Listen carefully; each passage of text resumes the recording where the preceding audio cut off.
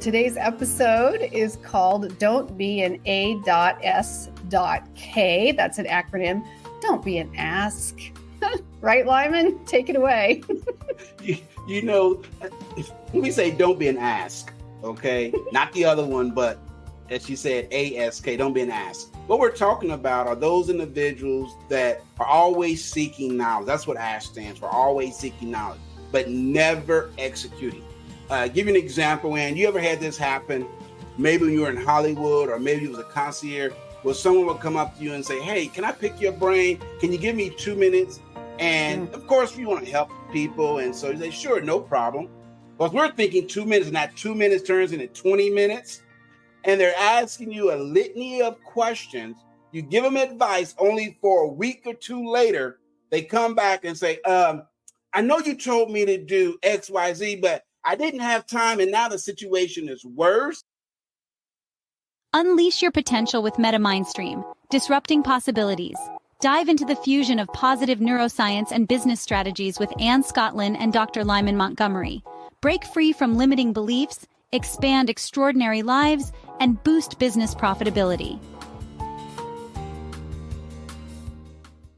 Welcome back to Focused MetaMindstream. We are so excited to have you here today, helping us disrupt what's possible, which means in your business and your life, how do we get rid of those limiting beliefs? And what are the practical steps we can take to overcome them and move our business and our life experience into a much happier and more easy place of living? Why live life the hard way, right, Lyman?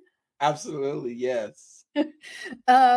So when we do this, if you are just joining us, we do this by combining the principles of positive neuroscience with actionable business strategies, later lifestyle strategies in the two parts of the show.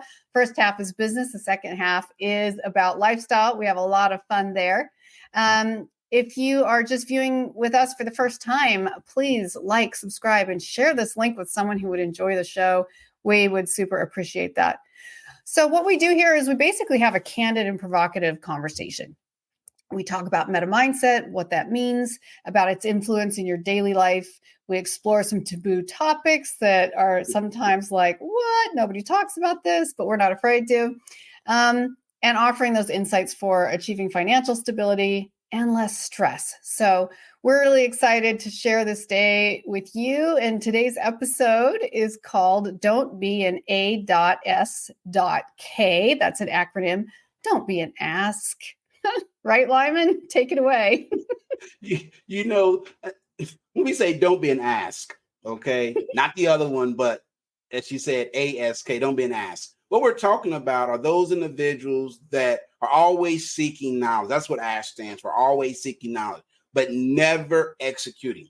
Give you an example, and you ever had this happen, maybe when you were in Hollywood or maybe it was a concierge, where someone would come up to you and say, hey, can I pick your brain? Can you give me 2 minutes? And of course, we want to help people. And so you say, sure, no problem. But we're thinking 2 minutes, and that 2 minutes turns into 20 minutes. And they're asking you a litany of questions. You give them advice, only for a week or two later, they come back and say, I know you told me to do X, Y, Z, but I didn't have time, and now the situation is worse. Can I pick your brain again? Okay, I have an example of this. One of the things that you would always easily get sucked into in Hollywood in particular was people, and I give them a little credit for being a good salesperson, but I didn't respond. I was too nice. So they would say, hey, do you just have a minute of your time? And someone you'd been introduced to before, and you're like, yeah, sure. And they're like, awesome. I was just wondering if you could do me the tiniest favor. I'm like, yeah, of course. They're like, listen, I just emailed you my entire manuscript. Can you read it for me and proofread it? Yes. Let me know all your thoughts. Well, I am meticulous. My own writing takes me years sometimes. So I'm like, well, I'm really busy right now, but I'll try to take a look. And especially if it's someone you're like, oh, I really want to help this young artist. I really think they're amazing. And so over the next 2 or 3 months, you like slave away at this manuscript that needs lots of work.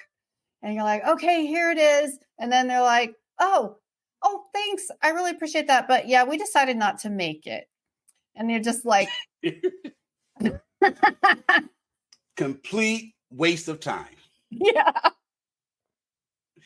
It happens. And, I'm reminded of a friend of mine. We went to school together that for about 2 years would call me periodically for the same situation. Hey, man, you still doing business coaching? Yes, I am. Well, I'm thinking about starting a business, and I wanted to pick your brain and find out as far as financing. Which option should I do? Should I do debt financing? Should I find? And eventually I said, let me ask you something. This is the fourth conversation we've had. Have you even registered for your business yet? Oh, no, I'm still gathering information. I said, I tell you what, when you do the first part, at least come up with a business name, then call me. Never heard from him again. No, But it's literally just for 4 interesting. years, he would call periodically, at least once, twice a year, that same situation. Ask 1,001 questions. You give him advice, do this, this, and the other, and he never executed. Wow. And I think that what we're saying right here before we go to our first break is, instead of taking action, they only ask. So asking versus action is the difference. You can ask a little and take a lot of action and then maybe ask again. But when you just ask, and people get confused because they think the energy expended in asking is somehow taking them towards the goal. It is, but not if it's asking alone. If you aren't applying it, if you aren't taking action, making application, it doesn't matter how much knowledge you gather, you're never going to get there. Well, this is amazing. I think it's going to be really fun. So everybody stick around. We're going to take a quick commercial break, come back to this. And then also in our second half, we're going to talk about, in the lifestyle segment, people who always complain but never apply solutions. Don't even get me started. But first, we're going to go back to don't be an ask. We'll see you in a moment. Unleash the power of focused meta mindset lunch and learn sessions. Sharpen problem-solving skills, spark innovation, foster collaboration, and build adaptability and resilience. Elevate your team's success and profits. Discover more at www.focusmetamindset.com. Okay. Welcome back to Focus Meta Mindset and Meta Mind Stream today with Dr. Lyman Montgomery and myself. And we're talking about, in our business segment today, don't be an ask. That is an A period, S period, K period, in case you're just joining us. And Lyman, tell us a little bit more about this. And then also, what are some action steps we can do to get out of this kerfuffle, I guess is what my grandma used to call it, that we get ourselves into? What can we do? When you are in business or you're thinking about going in business and maybe you're meeting with a client or a potential client, you want to steer clear of people that are ASK, A-S-K, not the other one that all of us have. But what happens is you can find yourself in this information answer loop where they ask questions, you provide information, they ask another question, you provide information. And it's almost like being on that proverbial hamster wheel where they never get off to implement. So for those of you that are just joining us, ASK is an acronym that stands for always seeking knowledge, yet fail to execute. These are the ones that will say things like this. Hey, you have a 2 minutes for me to pick your brain. Hey, can we do lunch? I want to ask you a couple of questions. Or they might say, I know you've worked with me before, and I know I'm probably bothering you, but it'll really, really help me if you could just spend a few minutes to help me solve a problem. And you would do that, and they come back again and never implement. So how do we now overcome that, Ann? And let me ask you this question, because it's kind of interesting.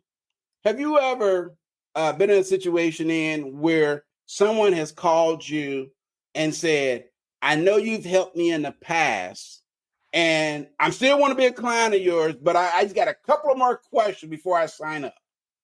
You ever had that happen? Yes. That's a loop. It's a trap. Notice what they said. I know I want to be a customer, but I got a few more questions. And this might be the third or fourth conversation. You've answered all of their questions. And what they're doing is they're trying to build the house without getting a construction crew or an architecture firm. They're trying to Mhm. go in alone, do it themselves. They're going to mess it up because they don't want to invest in themselves and get an expert. So how do we get out of that loop in? The first one is when a person asks a question, make sure that that question is tied to a purpose. So I would always say something like this. So if I understand the purpose of your question is you want to know XYZ. And they oftentimes will say, yeah. And then I might follow up with, when it comes to asking questions, what do you plan to do with the information that's provided to you? Because that's going to let me know if they say, well, I'm just curious, cut them off.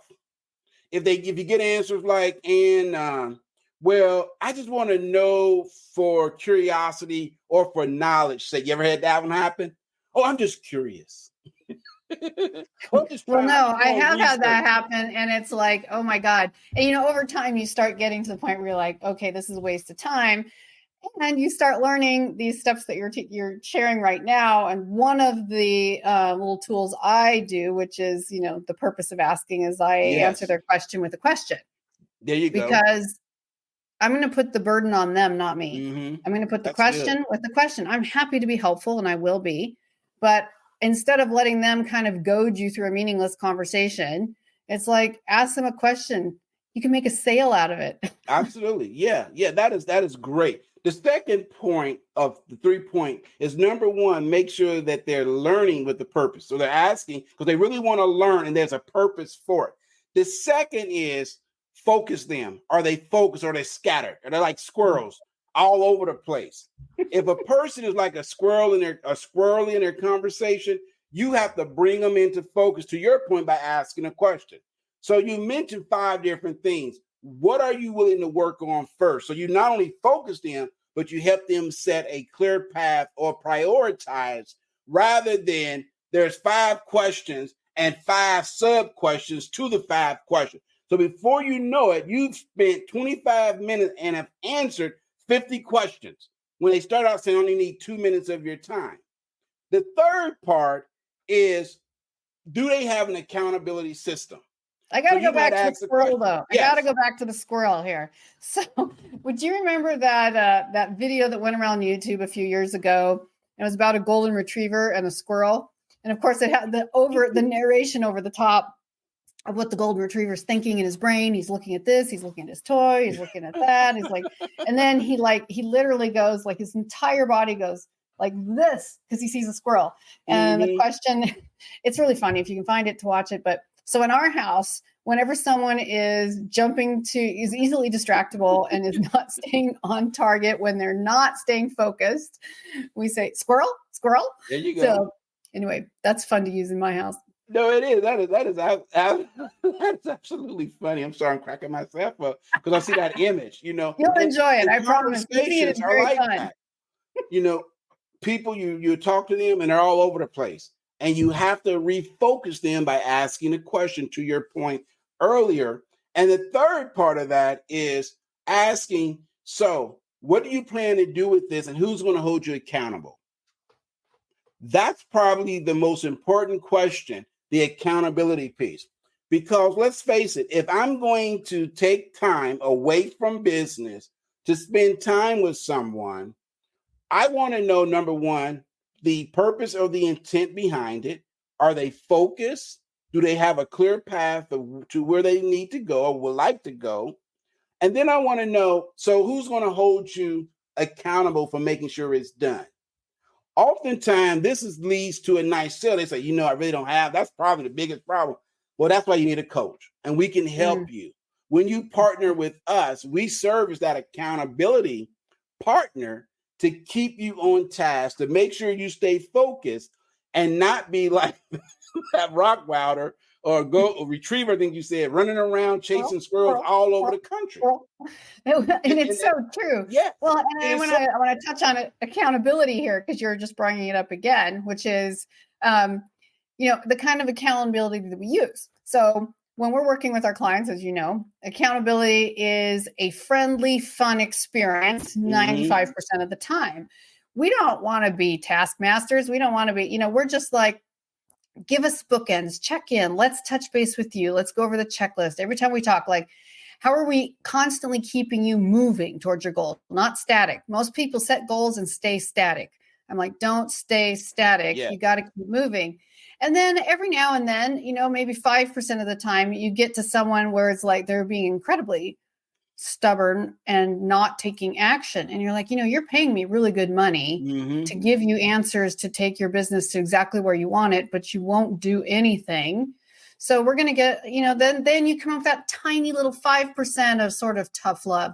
If they don't respond to that, then we're like, you know what? I just don't have time to work with you because you're not taking action. I don't want to be someone's like mean boss. I want to be your partner, your friend, your buddy who gives you positive encouragement and accountability, not nasty accountability. And if that's what you're looking for, then I'm the wrong person. And there's 2 questions on the questionnaire that we like to ask, and that is a willingness versus an inability. You can work with someone that might lack the inability. They don't have the skill, they don't have the knowledge, they don't have a way forward, a clear path forward. But if a person or persons are unwilling to do the work, there's very little we can do for them. And that's why it has to be a situation where it's mutually beneficial for both. And we've had people pay a deposit, pay a retainer, but they simply won't do the work. It's almost as if they think, if I pay X amount of dollars, then magically through osmosis or something, the work is going to get done. And that's absolutely a fallacy. You have to do the work. Our role is to guide you to where you want to be, to identify the gaps in your business, in your life, and create a path forward for you, but also walk with you on that journey to success, however you define success. Would you agree, Ann? A qualified thought partner is what we do. That's our job as business coaches, is to be a trained and qualified thought partner. You wouldn't need us if you had all the answers, right? So, but when you need answers you don't have, we are trained and qualified to give you those as your thought partner. And what I love about that is it's a creation in progress. Whatever it is you're building in your business or your life even, it's a creation in progress. And we're your thought partner, which is fun and exciting. I love it. I love it. And that's so true. A thought partner help you think through, work through, but ultimately you have to be about doing the work. We can help you in so many different areas, but the one thing we cannot do the hard work for you. Absolutely. Yeah, no, you have to do your own work. It's, you can have the best Olympic coach in the whole world to yourself. But if you don't do the training, you will never win. You can throw millions of dollars if someone will sponsor you at that best Olympic coach. If you don't do the training, you will never win. Now, if you do the training and don't hire a coach, you probably also will never win. And this is what people tend to forget about in accountability. And we always remind them around the principles of a focused meta mindset is it's a team effort. No one is so smart that they have all the answers to the challenge or their business needs, because we all have different personalities, different experiences, different training. But bringing in experts who know how to fill in those gaps and work with you, moving in the same direction, that's genius. And that's when you see things really get done. I mean, how many times do we see teams trying to function without direction? Or how many times do we see an entrepreneur who struggles to build their business and 5, 10, 15 years later, they are still nowhere because the elements of personality and skill that they needed, they didn't internalize all of them. They didn't have all those skills and gifts. And they were like, oh, I can do it myself. I'm not going to spend money on wasting my money on other people. But you don't have a team, you don't have a business. And I don't care whether that's people you pay or don't pay, but if you don't have a team, you don't have a real functional business. That is so true. That is so absolutely true. And we've seen it time and time again. I don't care how great you are personally. If you look at, let's take sports, for example. Michael Jordan, who many would consider to be one of the greatest ball players of all time, had a coach. You look at LeBron Jordan, what they have in common? Coaches. You look at Olympic skaters, whether it's down slope skiing or figure skating, they all have coaches because you cannot see your own blind spots. Let me prove this real quick. I want everyone, without the use of a mirror, to tell me what's in the middle of your back. So look, go ahead. Look, try it. You cannot do it. You cannot see what's in back of you without some type of assistance, either a mirror or someone saying, hey, what's in back? And too often, people are trying to drive their car looking forward in reverse. You're going to hit something. That whole thing of not being able to see on your back, that just reminds me of that old high school prank. Those nasty boys are always putting mean notes on your back and other people's back, and everyone's laughing, and you're like, what? Yeah. Yeah. Until friend says, you got something on your back. Exactly. Because we're designed, we're created, we evolved to move forward, but you need someone to cover your rear. CYA, cover your assets. You need someone to cover your assets because you cannot see in back of you. So that's the purpose of a coach, to be able to do a 360, see what's in front, what's on the side. Now you can see somewhat through your periphery, but wouldn't it be better to have someone say, hey, I got you? And that's what coaching, that's what working with consultants do. Someone that can see what's in back of you or your past and help you make a path forward. So let's talk for a moment, going back to don't be an ask and the solutions, the actionable steps to, and if anyone's just joining us now, ASK stands for always seeking knowledge, and parentheses after that would be never taking action. Mm-hmm. So one of the key points you said in taking action is focus and prioritizing. Yes. And what are some steps that our viewers can use to specifically increase their focus? Because I think prioritizing, sometimes, we do lists, but focus is hard. So talk about focus just a little. Yeah. So whenever you feel yourself distracted, you're looking at multiple different things, always ask yourself this question. This will bring you questions to your focus. And what you focus on, you tend to do.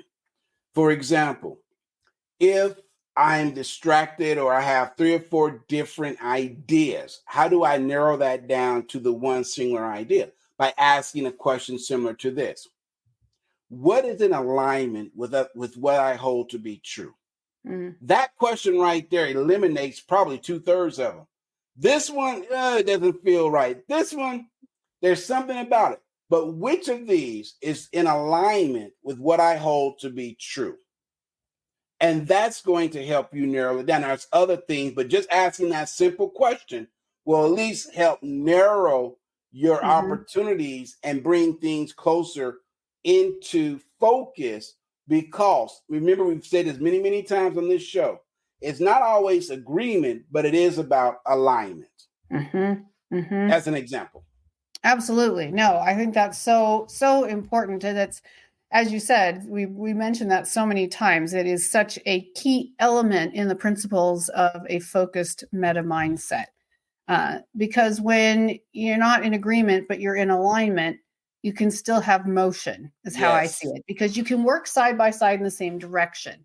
But if you're going head to head in a narrow space and you can't get past each other, whether that's your own conflicting issues, whether that's a team member, whether that's someone else in your world, you're going nowhere. If you have, I don't know, I just got back from Portugal, and, like many of the really old European cities, some of the streets in these old cities are barely the width of a very tiny Fiat.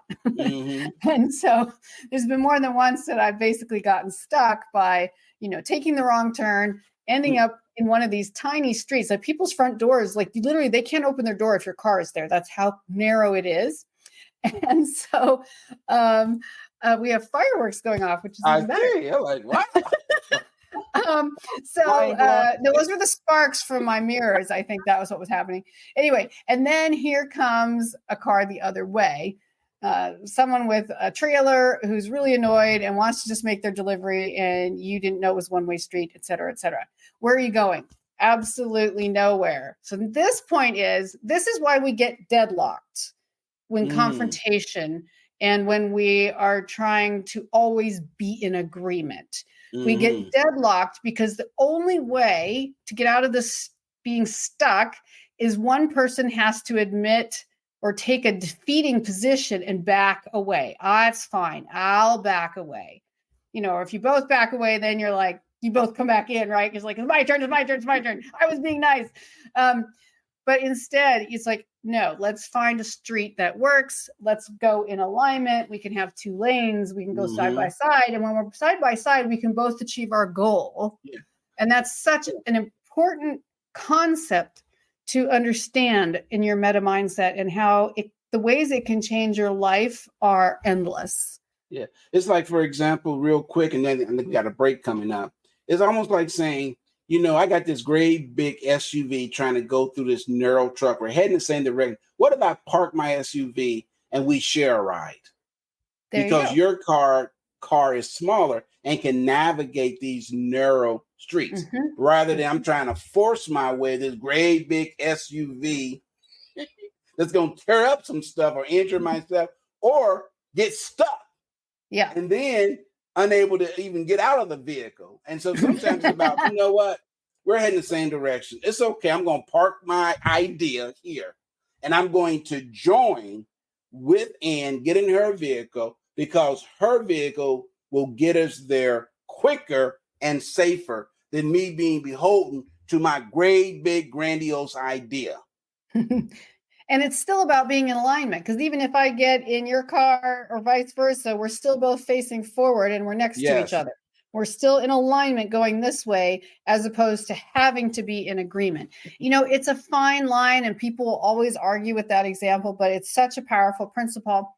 Well, we do have to take our last break, and we have a little more great stuff for you in our lifestyle segment coming up. Right after the break, we're going to talk about something right up the alley we've been discussing.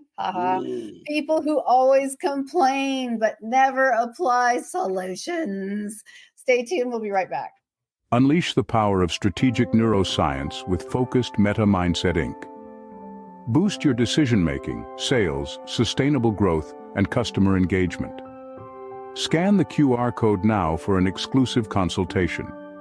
Elevate your profitability with Focused Meta Mindset Inc. Welcome back to our final segment of Focused Meta Mindstream, our show Meta Mindstream. So excited to have you here on our episode today. And we just finished our business segment, and it's called Don't Be an Ask, ASK. And if you didn't see that part, you're going to want to go back after this has been recorded, because it's a fun and very practical segment on what are the applications you can take to change your business right now. And as always, be in alignment, not necessarily agreement. Brand new stuff. You're going to want to check it out. But now we're in our lifestyle segment, which is often the most fun. And what we're talking about today, again, people who aren't necessarily in alignment, Lyman, people who always complain but never apply solutions. Oh my goodness. I have had 2 or 3 prime examples of that in my life, also many smaller examples.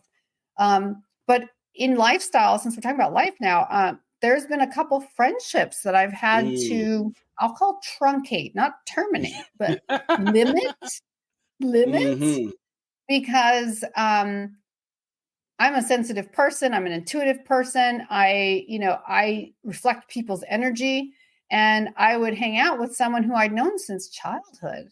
And they were so negative, not a family member, just to be clear, friend, always complaining. All they ever did was complain. And as we got older, it just got worse. And finally, as an adult, I had to be like, yeah, I'm just not going to be so available anymore, because it would get me so down. And I'm a natural born coach, which means it drives my husband crazy because I always have a solution for everything. Sometimes he doesn't want a solution. He just wants to complain. So fair enough, to each their own. I understand it can be aggravating, whichever side of the wall you're on that. He takes very practical steps, but sometimes, people just want to complain. And I think that's totally normal every now and then. But when that's your constant mode of conversation, you just can't do it anymore. I'm like, I can't. Here's 17 ways you could solve this problem, or at least take one small step. Next time you go to lunch, it's the same old thing with this friend. Have you ever experienced that? Yeah, I remember working in healthcare. I was a nursing assistant in high school. And this is the time I wanted to be a hospital nursing home administrator many, many years ago. And so I'm like 16, 17, working in this nursing home. And there was this little old lady that I would take care of. I would, help get her ready in the morning, bathe her, dress her and everything. And every time I got ready to leave, she would magically, it never fail. Oh, I just got a pain. Can you come turn me over? And I would go and adjust her bed, turn her over, right? Getting ready to leave. Are you okay, Miss Johnson? Let's say her name is Miss Johnson. I remember her name. Yes, I'm fine.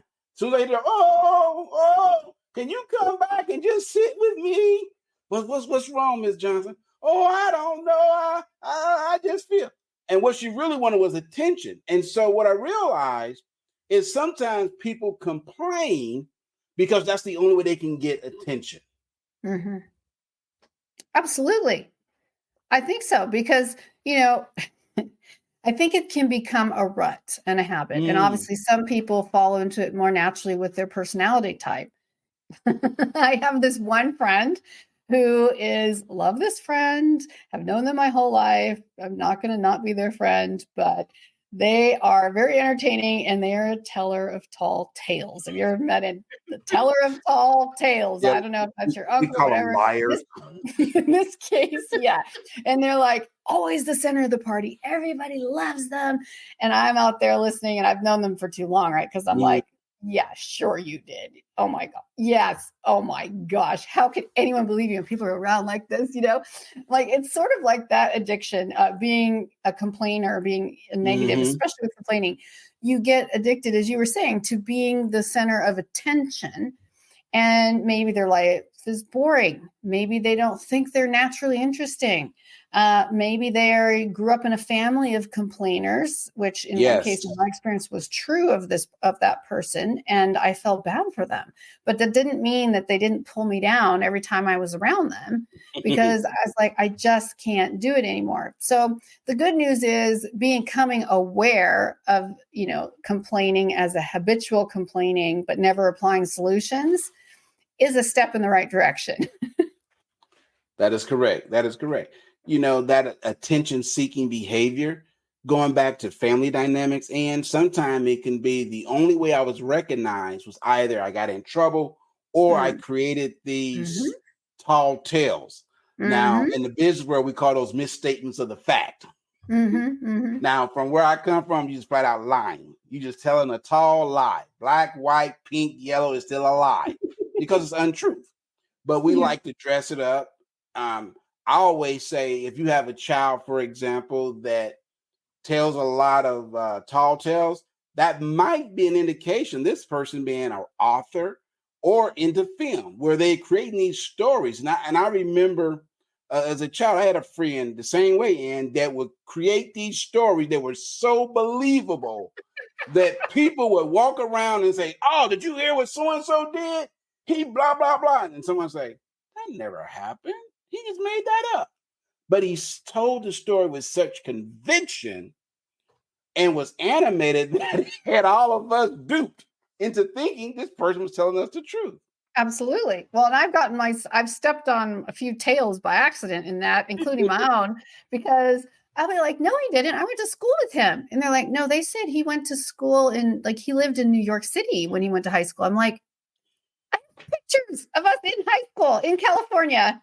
What do you want from me?" They're like, no, he went to," I'm like, And what's really like always astonishing to me is that people really truly believe it. And they believe it to such an extent that when you contradict it with, like you bring a photo, I actually brought a photo once, and the person in question, the one who was believing this tall tale, was like, yeah, no, that doesn't make sense. Like there's actually a shut off. So yes, it's incredible what people can do. And I do not support the behavior. If someone's been a friend for life, there's certain kinds of people that you can't just leave forever, but they're too close to the fold, but, or sometimes family members, right? You're going to see them on holidays, but, how do you choose to spend your own time? And for myself, how can I focus on, taking action, as we've talked about today, instead of complaining? Because complaining without action is just, it's lame. I'm going to come up with a different word. It's weak. It's not a vibrant way to live your life. It's a guaranteed disaster. Your life will just keep getting worse because, as we all know, with the most basic neuroscience, what you focus on is what you create. So if you're complaining all the time, you're going to just create more complaining, more drama, and you're never going to get out of that hole, which is something we're actually going to talk about in the next episode. One of the things you were talking about that it reminded me, remember that segment, I think it was Saturday Night Live, the whiners? Oh, yeah. The cousins to the whiners are the complainers, okay? And generally they kind of work off of each other. Where you have someone that will whine about, well, no, just help me. Oh, woe is me. That's my whiner's voice, y'all, for those of you that are listening. And then you have the complainers that are cousins to them. Well, I don't understand why this happens. Always, good example. Well, how's the weather? It's nice out, man. It's too damn hot. You go out there, might get sunburned. It's raining. Now, the farmers, they love it. I've been waiting on the rain, for my flower bed. All this damn rain, I can't even go outside. Snowing. Wow, we can build a snowman. All this snow, I got to get out there and shovel it. Gosh, it's the truth. It's the truth. And I think that what these people don't realize is they're really digging a hole, H period, O period, L period, E period, which is the second part of this theme today. And it's going to be our next episode. So today was Don't Be an Ask. The next episode is going to be Don't Be a Hole. Yeah. So we're going to have a little bit more fun. We hope you will all join us. And thank you again for sticking with us here today. If you had fun, please share this link with someone who would enjoy and appreciate it. And also like and subscribe so we can keep this coming to you. As always, we are streaming right here this day and time. And after our live stream, you also have the recorded version on the same link. So we'll see you next time, and make sure you're not being an ask. Oh.